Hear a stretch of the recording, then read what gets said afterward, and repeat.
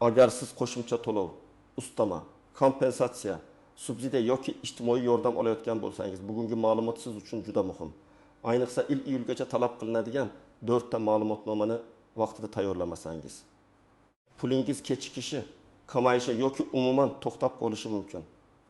Men bu mavzuni oddiy tilda kimga tegishli, kim xavotir olishi kerak, kimga tegishli emas, qayerga borish kerak, nimalarni yozish kerak, hammasini bosqichma-bosqich tushuntirib beraman. Videoni oxirigacha ko'ring, chunki ko'pchilik aynan mayda ko'ringan hujjat sababli qo'shimcha to'lovdan ayrilib qoladi. Hozirning o'zida kanalga obuna bo'ling, videoga like bosing. Chunki bunday huquqiy va amaliy ma'lumotlar odamning cho'ntagiga bevosita ta'sir qiladi. Avvallari ko'p holatlarda qo'shimcha to'lovlar odat bo'yicha davom etaverardi. Masalan, biror fuqaro ijtimoiy yordam olayotgan bo'lsa, tashkilotda ustama olayotgan bo'lsa, nogironligi, farzandlari kam ta'minlanganligi, ijara yoki boshqa kompensatsiya bo'yicha to'lov olayotgan bo'lsa, ayrim ma'lumotlar bir marta topshirilgandan keyin uzoq vaqt yangilanmay qolardi. Odamlar o'tgan yili topshirganman, yana nima kerak deb yuraverardi. Lekin hozir ko'plab to'lovlar bo'yicha ma'lumotlar yangilanishi, tasdiqlanishi va elektron bazalar bilan solishtirilishi kuchaygan. Buning sababi oddiy. Davlat yoki tashkilot qo'shimcha pul berayotgan bo'lsa, u pul haqiqatdan ham shu shaxsga tegishlimi? Shartlar saqlanib qolganmi? Odamning holati o'zgarmaganmi? Shular tekshiriladi. Masalan, kimdir avval kam ta'minlangan bo'lgan, lekin hozir daromad oshgan. Kimdir farzandi uchun to'lov olgan, farzandi 18 yoshga to'lgan. Kimdir ish joyi orqali ustama olgan, lekin malaka toifasi muddati tugagan. Kimdir ijara kompensatsiyasi olgan, lekin ijara shartnomasi uzaytirilmagan. Ana shunday vaziyatlarda ma'lumotnoma yangilanmasa, tizim to'lovini xavfli yoki asossiz deb ko'rishish mumkin. Shuning uchun 1 iyulgacha 4 ta asosiy ma'lumotnomani tayyorlab qo'yish masalasi juda muhim. Men bu yerda bitta soha bilan cheklanib qolmayman, chunki hudud va tashkilotga qarab qo'shimcha to'lov turi farq qilishi mumkin. Lekin amaliyotda eng ko'p so'raladigan hujjatlar bir-biriga o'xshash. Shaxsning daromadi, oilaviy tarkibi, yashash joyi yoki ro'yxatda turishi to'lovga asos bo'ladigan holatni tasdiqlovchi ma'lumotnoma. Eng muhim hujjatlardan biri daromad haqida ma'lumotnoma. Nega bu kerak? Chunki juda ko'p qo'shimcha to'lovlar odamning yoki oilaning daromadiga bog'liq. Masalan, kam ta'minlangan oila sifatida yordam olish. Ayrim kompensatsiyalar, bolalar puli, moddiy yordam, ijtimoiy daftarlar orqali beriladigan qo'llab-quvvatlash, hatto ayrim hollarda xizmat joyidagi imtiyozli to'lovlar ham daromad bilan bog'lanadi. Oddiy misol keltiraman.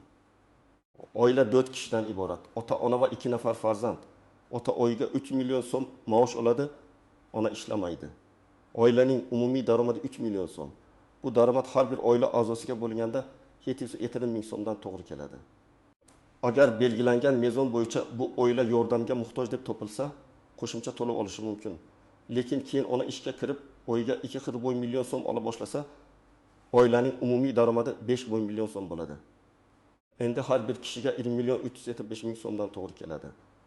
Shu o'zgarish to'lovga ta'sir qilishi mumkin. Yana bir misol. Fuqaro avval ish bilan band emas edi va yordam olayotgan edi. Keyin u mavsumiy ishga kirdi. Kartasiga muntazam pul tusha boshladi. O'zi bu vaqtinchalik baribir yordam menga kerak deb o'ylashi mumkin. Lekin tizim bank tushumlarini, ish haqi ma'lumotlarini yoki soliq organlari ma'lumotlarini ko'rishi mumkin. Agar fuqaro daromadini yashirsa yoki yangilangan ma'lumotnomani topshirmasa, keyin undan ortiqcha to'langan pulni qaytarish talab qilinishi ham mumkin. Daromad ma'lumotnomasi odatda ish joyidan olinadi. Agar siz rasmiy ishlasangiz, buxgalteriya yoki kadrlar bo'limidan oxirgi 3 oy, 6 oy yoki indichi oy bo'yicha ish haqi haqida ma'lumotnoma so'raysiz. Qaysi davr kerakligini to'lovni tayinlayotgan tashkilotdan aniqlab oling. Ba'zi joyda 3 oylik yetadi, ba'zi joyda 6 oylik talab qilinadi. Agar yakka tartibdagi tadbirkor bo'lsangiz, soliq organi ma'lumotlari kerak bo'lishi mumkin. Agar ishlamasangiz, bandlik organida ro'yxatda turishingiz yoki haqiqatan ish bilan band emasligingizni tasdiqlovchi ma'lumot kerak bo'lishi mumkin. Ikkinchi muhim hujjat oila tarkibi haqida ma'lumotnoma. Bu hujjat oddiy ko'ringani bilan juda katta ahamiyatga ega. Chunki ko'p to'lovlar aynan oilada nechta odam borligi, kim birga yashashi, kim qaramog'ida ekani, farzandlar yoshi, turmush o'rtog'i bor yo'qligi bilan belgilanadi. Masalan, ayol kishi 2 farzandi bilan yashaydi va moddiy yordam olmoqda. Hujjatda u yolg'iz ona sifatida ko'rsatilgan. Lekin keyin turmushga chiqdi yoki turmush o'rtog'i bilan birga yashay boshladi. Bu holat oila tarkibini o'zgartiradi. Yoki aksincha erkak kishi oilasini boqayotgan, lekin otasi yoki onasi ham uning qaramog'ida yashaydi. Agar bu hujjatda to'g'ri ko'rsatilmasa, oilaning real yuklamasi hisobga olinmasligi mumkin. Yana bir hayotiy vaziyat. Ota-onaning 3 farzandi bor. Katta farzand 12 yoshdan oshgan, lekin hali o'qiydi. Ayrim to'lovlarda 15 yoshdan oshgan farzand oilaviy tarkibda alohida baholanadi. Ayrim holatda kunduzgi ta'limda o'qiyotgani sababli qaramog'dagi shaxs sifatida ko'rilishi mumkin. Shu joyda o'qish joyidan ma'lumotnoma ham kerak bo'lishi ehtimoli bor. Agar oila tarkibi noto'g'ri yozilsa, masalan, o'qiyotgan farzand hisobga olinmasa, oilaning jon boshiga daromadi sun'iy ravishda yuqori chiqib qoladi va yordam rad etilishi mumkin.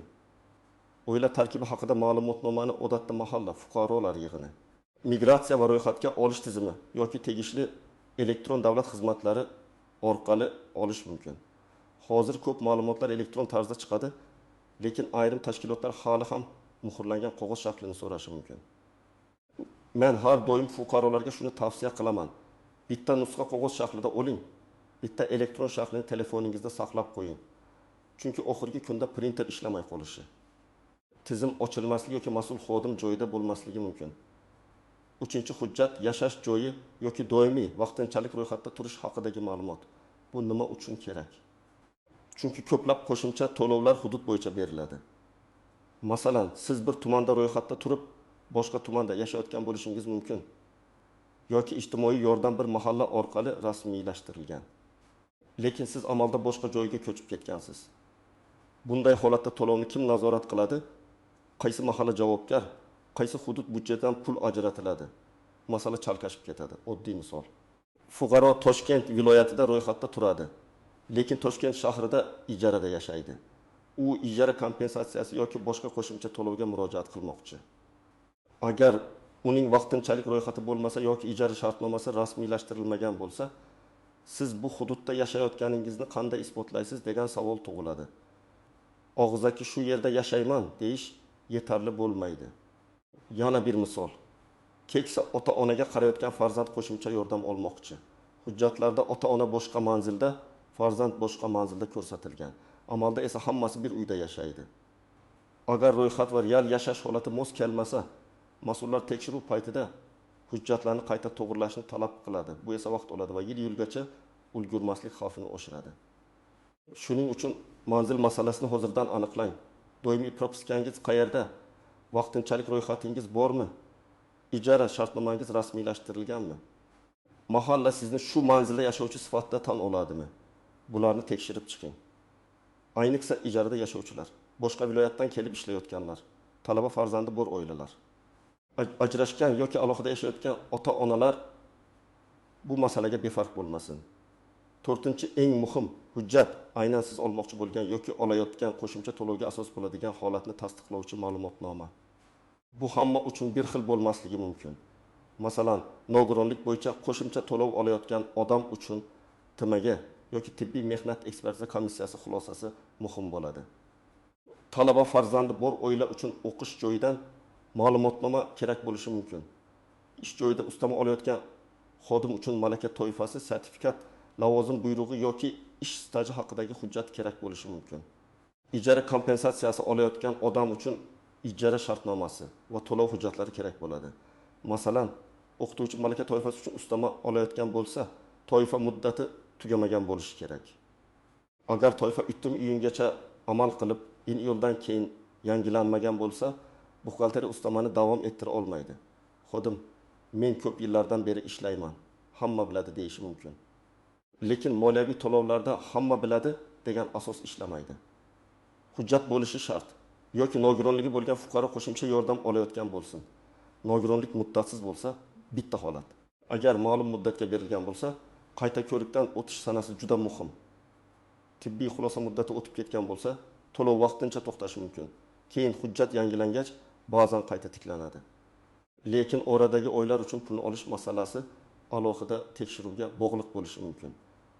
Yana misol, talaba farzandi uchun qo'shimcha hisob-kitob qilinayotgan bo'lsa, talabaning kunduzgi bo'limda o'qiyotgani tasdiqlanishi kerak.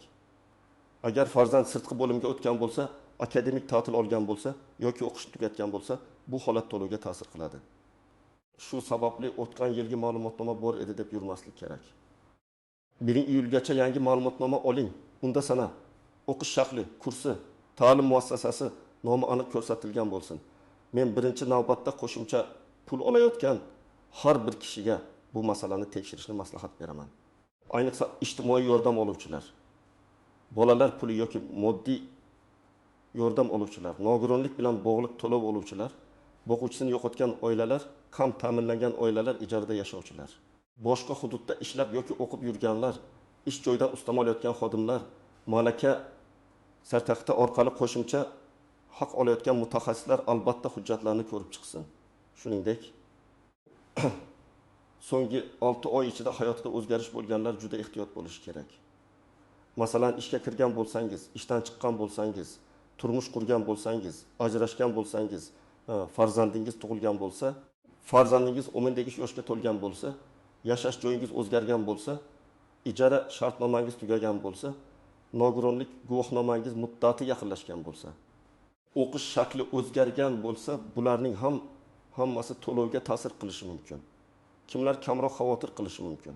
Agar siz hech qanday qo'shimcha to'lov olmayotgan bo'lsangiz, ustama yoki kompensatsiyaga ariza bermagan bo'lsangiz, ijtimoiy yordam dasturlarida yo'q bo'lsangiz, bu talab sizga bevosita tegmasligi mumkin. Lekin men baribir hujjatlaringizni tartibga keltirib qo'yishni maslahat beraman. Chunki ertaga subsidiya, yordam, ustama yoki kompensatsiyaga murojaat qilmoqchi bo'lsangiz, hujjatni oxirgi kunda qidirish juda qiyin bo'ladi. Hamma joyda ham darta hujjat aynan bir xil nom bilan so'ralmaydi. Mana shu eng katta nozik jihat. Bir tashkilot daromad ma'lumotnomasini ish joyidan talab qiladi. Boshqasi elektron bazadan o'zi ko'radi. Bir joy oila tarkibini mahalladan so'raydi. Boshqa joy migratsiya tizimidan chiqarilgan ma'lumotni qabul qiladi. Bir tashkilot qog'oz nusxani talab qiladi. Boshqasi elektron QR kodli hujjatni yetarli deb biladi. Shuning uchun men hamma bir xil papka tayyorlasin demayman. Men aytadigan to'g'ri yo'l shunday. Avvalo to'lovni berayotgan tashkilotga boring yoki telefon qiling. Men falon turdagi qo'shimcha to'lovni olyapman. 1-iyulgacha qaysi hujjatlarni yangilashim kerak deb aniq so'rang. Javobni iloji bo'lsa yozma shaklida yoki hech bo'lmasa ro'yxat qilib oling. Mas'ul xodimning ismi, telefon raqami, qaysi kuni gaplashganingizni yozib qo'ying. Chunki keyin sizga aytilgan edi yoki boshqa hujjat kerak edi degan holatlar bo'lishi mumkin. Yana bir istisno. Ayrim hujjatlar elektron tizimda avtomatik yangilanadi. Masalan, ish haqi, soliq, pensiya yoki ayrim davlat reyestrlari ma'lumotlari bazadan olinishi mumkin.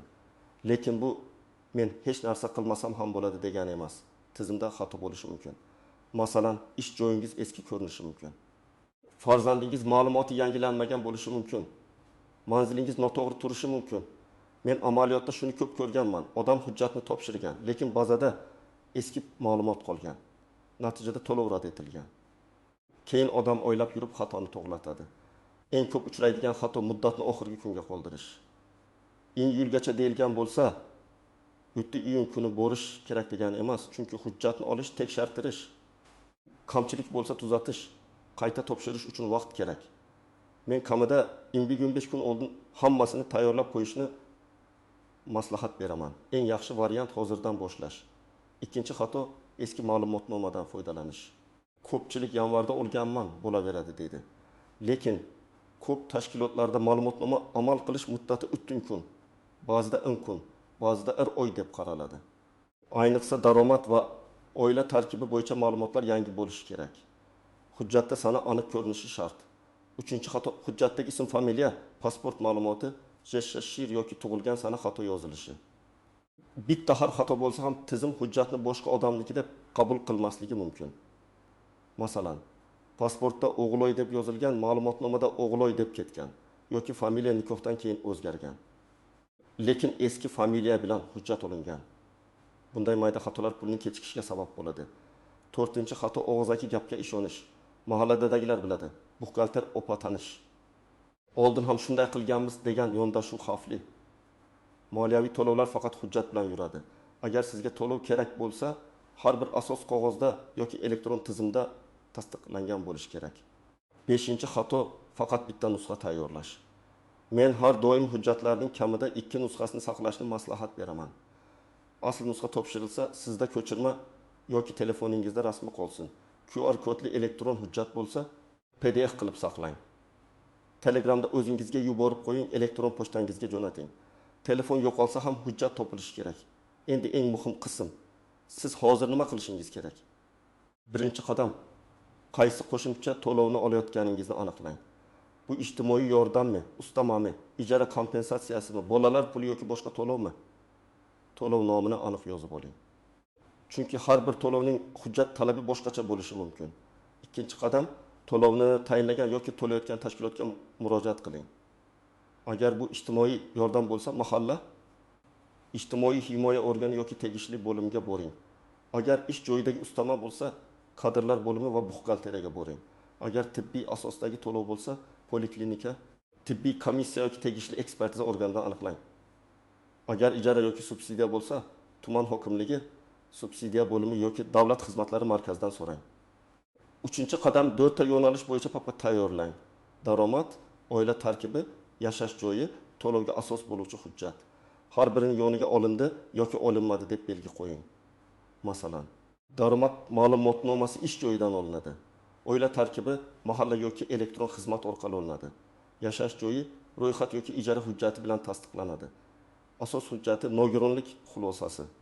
O'qish joyidan ma'lumotnoma, malaka sertifikati, lavozim buyrug'i yoki boshqa hujjat bo'lishi mumkin. 4-qadam hujjatlarni tekshiring. Ism, familiyangiz pasport bilan bir xilmi? Sana yangi yozilganmi? Bir kerak bo'lsa bormi? QR kod ochilyaptimi? Shir to'g'rimi? Farzandlar soni to'g'ri ko'rsatilganmi? Daromad davri to'g'ri olinganmi? Manzil hozirgi holatingizga mosmi? Mana shu tekshiruvni uyda o'tirib shoshmasdan qiling. 5-qadam. Ariza yozing. Arizada odatda shunday mazmun bo'ladi.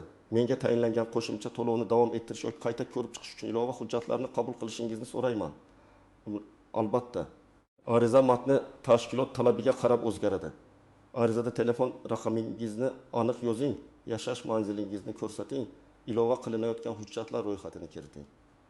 Hujjat topshirganingizda kirim raqami yoki qabul qilinganini tasdiqlovchi belgi oling. Agar elektron topshirsangiz, ariza yuborilganligi haqidagi tasdiqni saqlang. 6-qadam, javobni kutib o'tirmang, nazorat qiling. Hujjat topshirgandan keyin 3-5 ish kuni ichida mas'ul xodimga bog'lanib, hujjatlarim to'liqmi? Qo'shimcha narsa kerak emasmi deb so'rang. Agar kamchilik bo'lsa, 1-iyulgacha tuzatishga ulgurishingiz kerak. Ko'pchilik hujjat topshiradi-da, keyin xotirjam yuradi. Oxirida esa bitta ma'lumotnoma yetishmagani ma'lum bo'ladi. Agar siz hujjat topshirgan bo'lsangiz, baribir qo'shimcha to'lov kelmasa, darhol sababini yozma ravishda so'rang. Og'zaki bilmaymiz, tizimdan o'tmayapti. Keyingi oy bo'ladi degan javob bilan cheklanib qolmang. Siz to'lov nima sababdan to'xtatilgan yoki kechiktirilgani haqida yozma tushuntirish berishingizni so'rayman deb murojaat qilishingiz mumkin. Agar sabab hujjat yetishmasligi bo'lsa, qaysi hujjat qaysi sanagacha, qaysi shaklda kerakligini aniqlang. Agar tizimda xato bo'lsa, xatoni tuzatish uchun qaysi organ javobgar ekanini so'rang. Masalan, manzil xatosi bo'lsa, migratsiya yoki ro'yxatga olish organi. Daromad xatosi bo'lsa, ish joyi yoki soliq ma'lumotlari, oila tarkibi xatosi bo'lsa, mahalla yoki tegishli reyestr orqali tuzatilishi mumkin. Agar sizningcha to'lov asossiz to'xtatilgan bo'lsa, yuqori turuvchi tashkilotga, tuman yoki viloyat bo'limiga, davlat xizmatlari markaziga yoki tegishli ishonch telefonlariga murojaat qiling. Murojaatda hissiyot bilan emas, aniq fakt bilan yozing. Qachon to'lov tayinlangan, qachongacha olib kelgansiz? Qaysi sanada hujjat topshirgansiz? Kim qabul qilgan? Qaysi hujjatlar ilova qilingan?